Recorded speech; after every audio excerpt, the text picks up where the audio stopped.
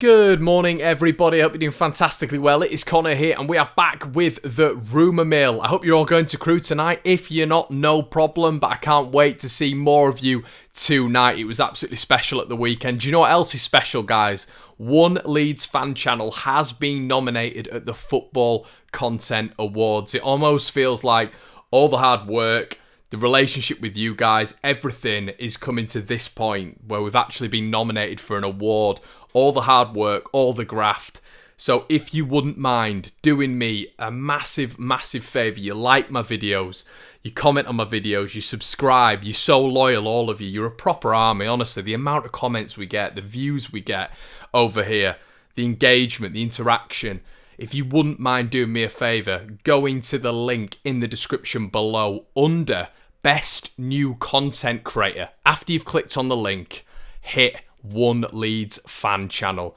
Go over in your numbers and do me a favour, and we can bring it home for the One Leeds Fan Channel, because it's you as well. It's not even me. It's for all of us. I've said this on a video before. This is a community channel. This is what I want it to be.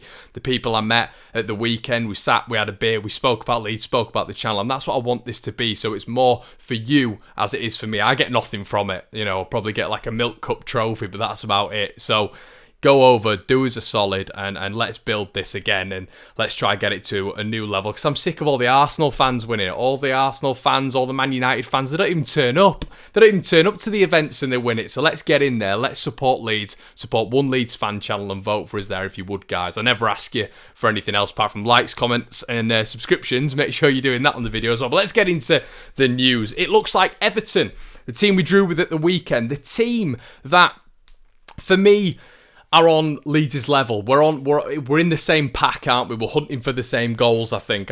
You know, we play each other sort of 100 times. It's 50-50. I think you saw that at the weekend. It was a real sort of close boxing match, if you will. It'd have been very, very close on points, but they're going after Matheus Cunha. Apparently, they're looking, according to several outlets, of putting a £30 million bid in to rival Atletico Madrid's offer. A last-minute muscle flex by Everton. We know they've got the money.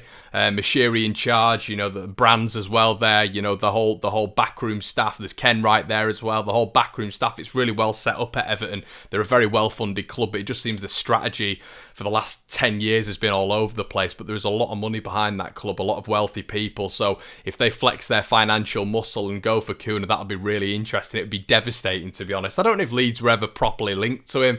Even if we weren't, all the rumours, all the liking of our Instagram pages, it's clear that he wants to play in the Premier League. Would he give up playing for Atletico Madrid, La Liga winners? And imagine Cunha and Rodrigo de Paul. Absolutely frightening. Looks like Leeds United are about. We've got Leo Hjelde. Apparently, who's coming through the door. That's going to be finalised from Celtic. It looks like a real player, does this Leo Hjelde. As I said, Ross County's manager, who had him on loan last year, said that he's going to be the next Virgil van Dijk. He thoroughly believes that. Looks like a quality player. He looks like he will be arriving at Leeds United. But there's also been a youngster who's come over from Northern Ireland called Jack Patterson, who has arrived for his trial at Leeds United on Monday, according to several sources.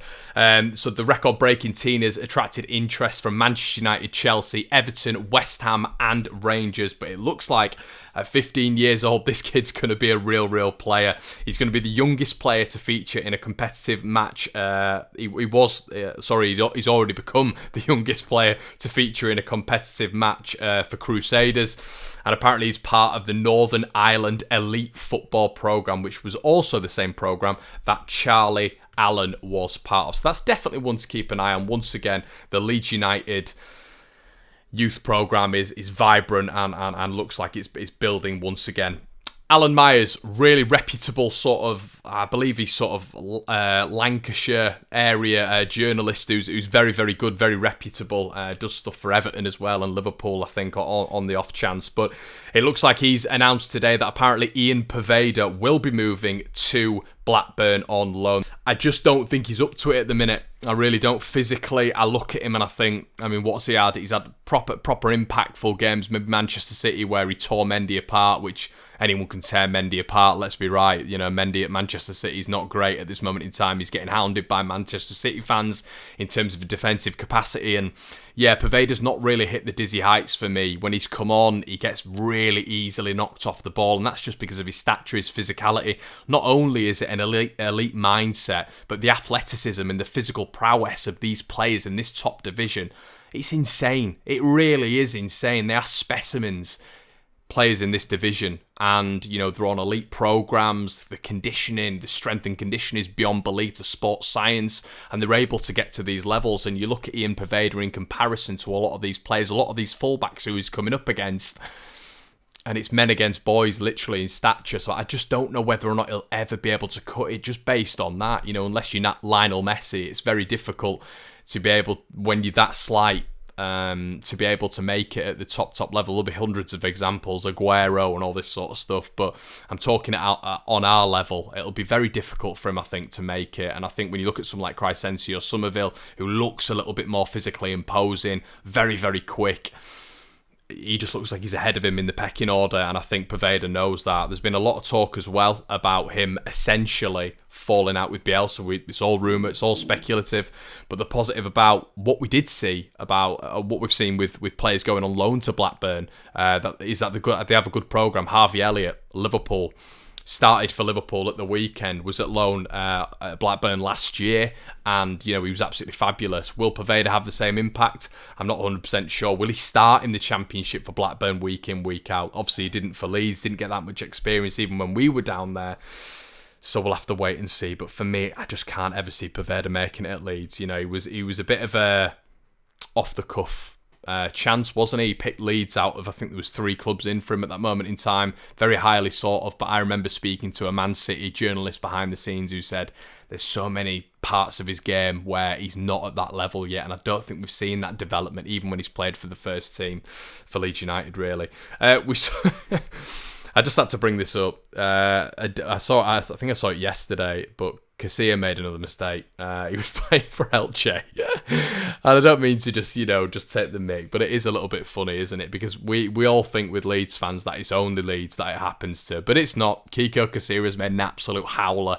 I don't know if it's his debut for Elche. He might have played 2 or 3 games, so I'm not 100% sure, but he's come out, completely air-kicked it, and let Carrera in, Angel Carrera, who put them 1-0 up and essentially set Elche on a horrendous next sort of like whatever it was, 60, 70 minutes. So it just made me laugh. I thought I'd bring that up because it's not just us, guys. It's not just us.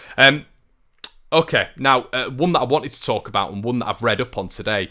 Leeds now have a great chance to sign 25 million Jeremy Boga as CEO speaks out. Now, Jeremy Boga, I believe he was on loan at Birmingham when they were in the Championship, and he absolutely lit it up in terms of his pace. Frightened fullbacks, absolutely frightened fullbacks, especially in the Championship. Anyway, obviously he was part of the Chelsea setup, and he's moved to Sassuolo. Obviously, what do we know about Sassuolo? Well, there's Locatelli there and Berardi, who are obviously part of the Italian setup. So they've got a really good cohort of players. Obviously, Locatelli's now moved on. But it looks like Boga has been a massive hit with Sassuolo since moving from Chelsea. I believe it was back in 2018. He can play anywhere along the front line. He's fast, and he'd add sort of a real variety to Leeds' attacking play. And apparently now we've got a really good chance of signing him if we wanted to go there. And this is one of those opportunistic things, isn't it? But it's 25 million. And as we were saying yesterday on the Rumour Mill, will Leeds scoop up that kind of fee? He's definitely mouldable. He's definitely got all the attributes that you'd see in someone like a Adama Traore. So would Leeds go there and do that? But that is an opportunity. If Leeds could get him for, 15 and then instalments on top of that, maybe that would be a very, very good sign. And he's someone as well who, for me, wouldn't necessarily start for Leeds week in, week out, but he's definitely someone who could challenge, and at one point you might see Jack Harrison having to fight for his place back, or Rafinha having to fight back for his place, or Rafinha playing on the other side and Boga playing on the right. That's what it could happen, and that's what I love about squads. It's the competition. I feel like a lot of squads have that competition. West Ham are a real blueprint of it. I see their sort of flanks, and I think they've got some real competition there. And I'd love Leeds to be like that, not just you starting 2 and that's it, and we know what it's like every single week and it's predictable. As Jeremy Boga really flips the script, and that'd be fascinating to see. I just wanted to touch on that one because that one really stood out to me. Yeah, okay, so that's going to be it for today's news, guys. I'm going to be back tonight. Hopefully I'll get a vlog out for the Crew game, get my post-match thoughts as well from the stadium. Come up to me, let's say hello, and also go down below, guys, and vote for me in the content football, the content awards. That'd be amazing. Please, Leeds Fan Channel under Best New Content Creator. Guys, I will see you tomorrow. Cheers.